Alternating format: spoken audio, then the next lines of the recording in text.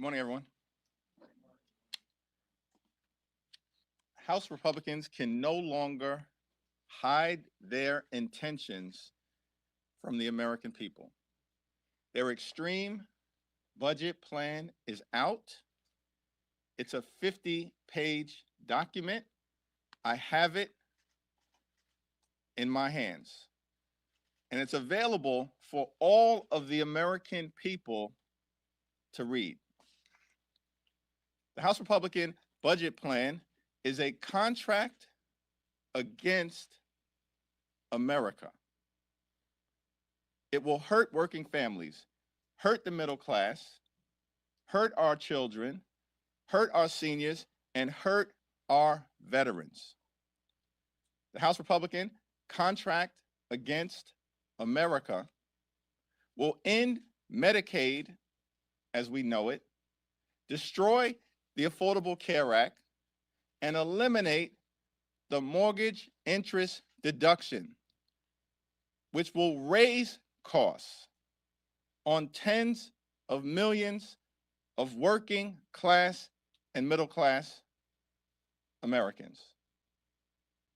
The House Republican contract against America is an extreme plan that will not lower costs for everyday Americans.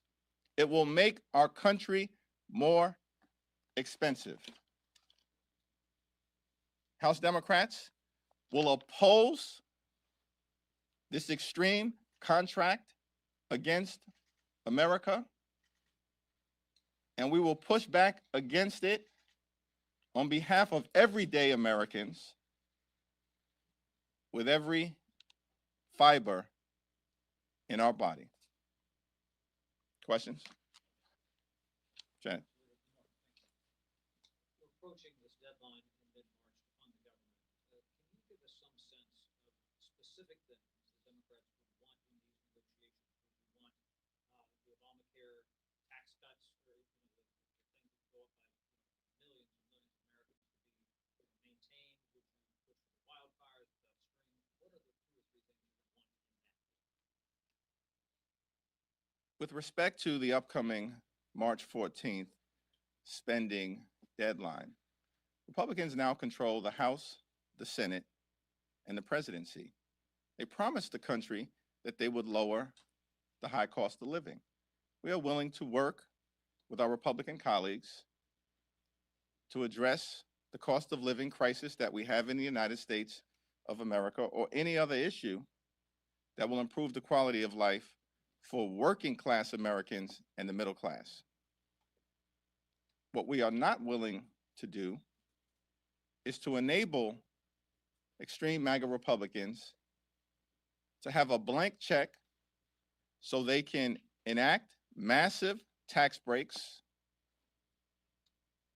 for billionaires and wealthy corporations and make working class Americans pay for it through cuts to Medicare, Medicaid, Social Security, veterans benefits, or nutritional assistance. The ball is in the Republicans' court right now. They're going to need your help on getting some votes. They come to you with some of these requests already? The Republicans have not opened up any line of communication with us, and they've made clear to America that they have a big, massive, beautiful mandate, which presumably means to us that they intend to pass a spending agreement on their own, to avoid a government shutdown on their own, and to raise the debt ceiling on their own. They've had no communications with us. It's not hard to find me. They know where I'm at. They know my number. I haven't received a single call about a single one of these issues.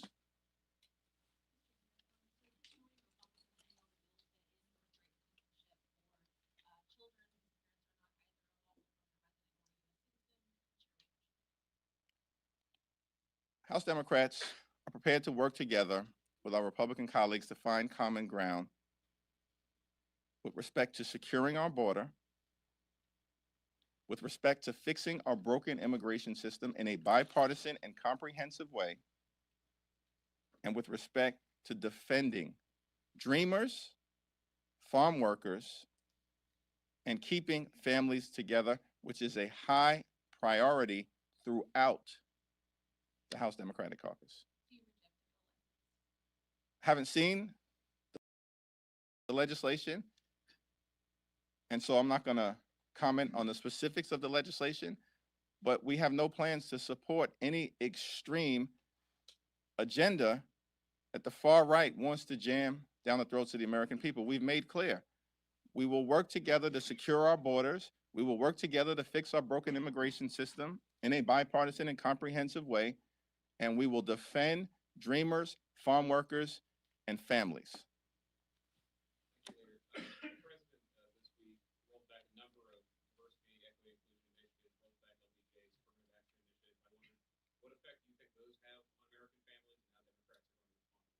Diversity, equity, and inclusion are American values.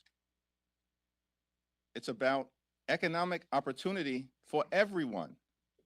We support merit for everyone based on what you know, not who you know. The problem that seems to be unfolding is that there are some in this country who want an America of the billionaires, by the billionaires, and for the billionaires. Not for working class Americans, middle class Americans, or everyday Americans. A country of the billionaires, by the billionaires, and for the billionaires. Diversity, equity, and inclusion are about economic opportunity for everyone, even if you're not wealthy, well off, or well connected. These are values that everybody in this country should embrace. And we're going to take this issue, working with the civil rights groups, head on. Thank you, Mr. Leader. This is a follow-up to that question. Now, do you have a plan in place to combat Trump's DEI executive order, or is that something that you're going to have to work on? No president in the United States of America can change the Constitution or change law like the 1964 Civil Rights Act by way of example through executive action or executive order. Can't happen. So it's my expectation that in response to all of the activity that we've seen this week, it will unleash an avalanche of righteous litigation on behalf of the American people on that issue and on many other issues.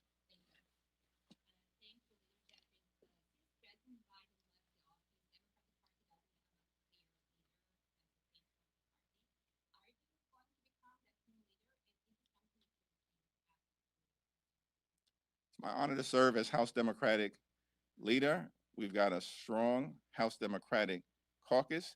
Republicans represent the smallest majority since the Great Depression when they're at full strength.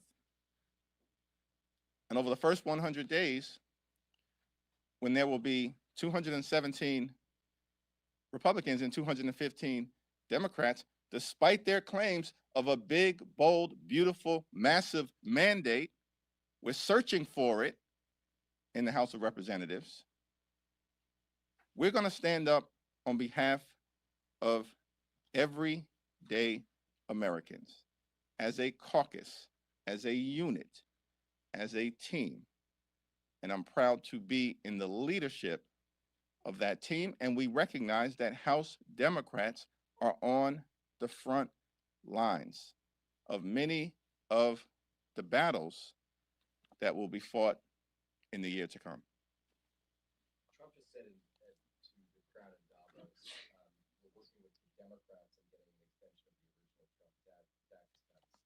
And we're bringing them down substantially from the original Trump tax cuts to be clear. You've not had any communication on the administration on working on extending the tax cuts, and that doesn't sound like that's something you're planning to work with them. I've not had any communication with the president or the incoming administration on the issue of the GOP tax scam. Here's what we know. This document, the Republican Contract Against America,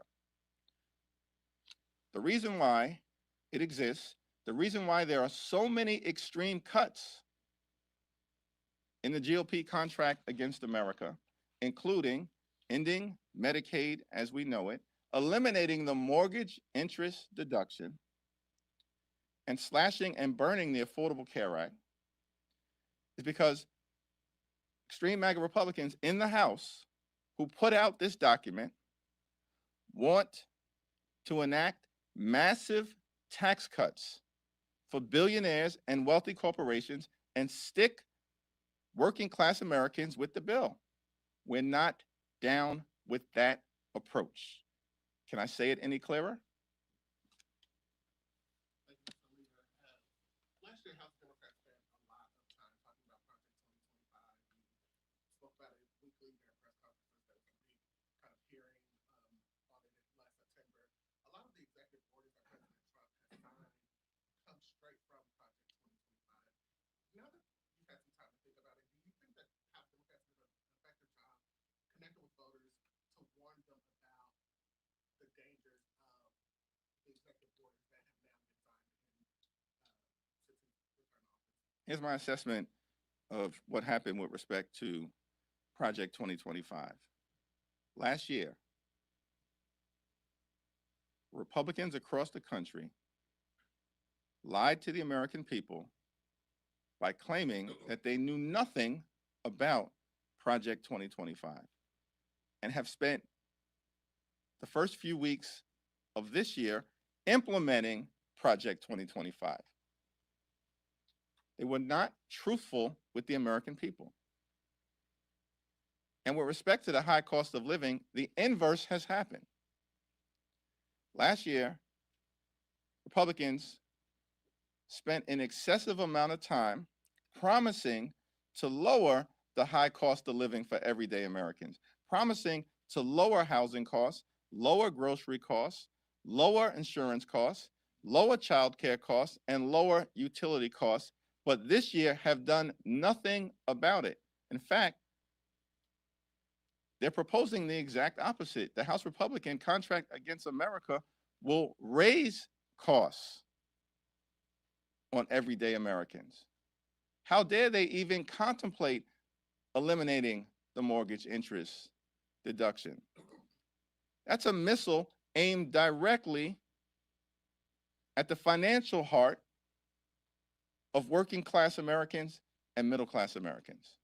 Over the next 2 years, how will House Democrats fight back against those lies? You say that the House Republicans lied to the American people about Project 2025. How will House Democrats make that case for the American people over the next 2 years? We're going to make sure consistently and authentically that we hold Republicans accountable, particularly here in the House of Representatives, when they were running away from Project 2025 and acting like it didn't exist, and now they've fallen in line as it relates to full implementation of the extreme Project 2025 agenda.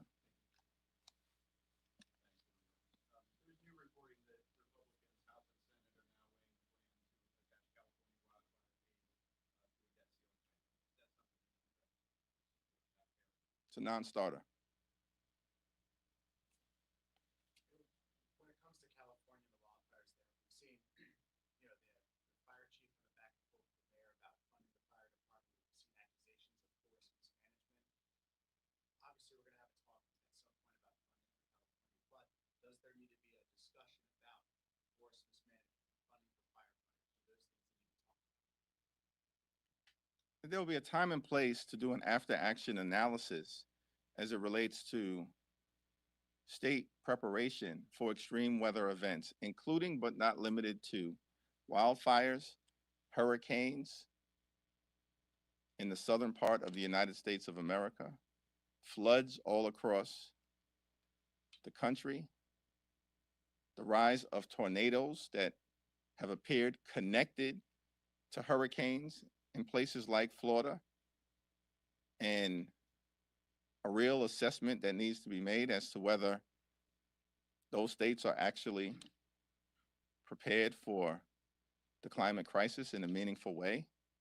We should look into things like, why are insurance costs through the roof in the great state of Florida? Why hasn't anything been done about that? Why are so many working class and middle class Floridians who are homeowners struggling? Why has nothing been done in the state of Florida to deal with the insurance crisis that exists, notwithstanding that they are smack dab in the middle of the hurricane belt in the United States of America? These are all legitimate questions. And if the House Republicans want to have this discussion, we will make sure in the United States of America and in the Congress that it's a comprehensive one. Leader Jeffries, are you concerned at all about the future of this administration when you're looking at the fact that during Inauguration Day, we have a long line of those tech billionaires who are present? Elon Musk is now reportedly has an office at the DOB. Do you think that there's a possibility that Silicon Valley will have more of an influence on the president and his speeches? The bigger concern is, what kind of America are we trying to create? House Democrats are focused on making life more affordable for everyday Americans, because we recognize that housing costs are too high, grocery costs are too high, insurance costs are too high, childcare costs are too high, and utility costs are too high. America is too expensive. It is not acceptable in the wealthiest country in the history of the world that there are far too many Americans struggling to live paycheck to paycheck. It's not an acceptable thing. And House Democrats are ready, willing, and able to work with this administration and our Republican colleagues to build an affordable economy. We are not going to work with our Republican colleagues to build a country of the billionaires, by the billionaires, and for the billionaires. That is a path that we will not take. Thank you, Leader. Last night, Silver Lake and Riley Act, almost 4 dozen of your conference voted for it, 48 the first time around. Does that signal to you that the politics around immigration and border are shifting in some way? Obviously, this is not going to be the last bill related to these issues that y'all are going to have to vote on. House Democrats are going to continue to make decisions based on what's right for the districts that we represent. And the politics will take care of themselves, as they did in the last election cycle. 27 of 31 battleground members in the toughest districts throughout the country won in the so-called Republican wave year. We won 4 out of 5 open seats that were in the congressional battleground in a so-called Republican wave year. House Democrats flipped 4 seats in New York and 3 seats in California, and a total of 10 seats across the country. We're not concerned about the politics of any issue. We're concerned about doing the right thing by the districts that we are all privileged to represent. Our position on working to solve this problem is simple. We will work with anyone to secure our border. We will work with anyone to fix our broken immigration system in a bipartisan and comprehensive way. We will work with anyone to defend dreamers, farm workers, and families. Is Leader Eric Adams taking a affirmative stance on issues like grades in public schools, like birthright citizenship, which is kind of weird on weighing in on? And are you comfortable with his warming relationship with Trump? To the extent that Eric Adams decides to seek re-election, the voters in the Democratic primary in New York City will make a decision, perhaps decisively, as to whether he is the right person to lead the great city of New York moving forward. Talk to a lot of your members in the caucus and their staffers who say they are more concerned about their safety now because of these partners. I see the poster next to you. What do you think the safety and security implications are for Democrats, people in your district, because of the partners? Shameful that House Republicans have embraced the freeing of violent felons who brutally beat police officers on January 6th. These are violent individuals who beat police officers severely with fire extinguishers, sticks, flagpoles, and other types of weapons. Officers were tased. Officers were subjected to bear spray and other toxic weapons. And these violent criminals have been released, and those pardons have been embraced by House Republicans, including the top leadership. The release of violent felons who brutally beat police officers and women doesn't make America safer. It undermines public safety in community after community after community in the United States of America. Shame on my House Republican colleagues. What happened to backing the blue? Next question. Thank you very much for your statement. You just said that DEI represents American values. I was wondering to what extent you've learned from the election in November, and I'm wondering to what extent your opinion on DEI has changed. It seems that many of your views. It's not my understanding, based on anything that I've seen, that support for diversity, equity, and inclusion had anything to do with the results in November. The results in November had everything to do with the high cost of living in the United States of America. And that should be everyone's takeaway, along with the importance of working together to secure the border. Diversity, equity, and inclusion are American values. Perhaps I can explain.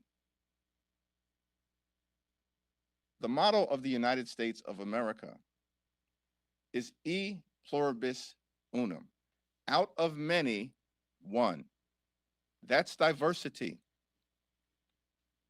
The 14th Amendment to the United States Constitution, one of the most important amendments in our country, provides equal protection under the law.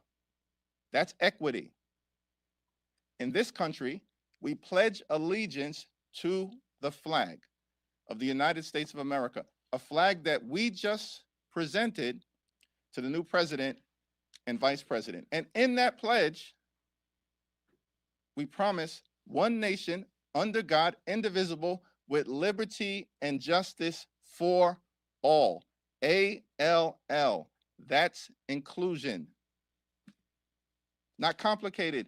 Diversity, equity, and inclusion are American values. It's about economic opportunity. It's about merit for everyone, based on what you know, not who you know. Thank you, everyone.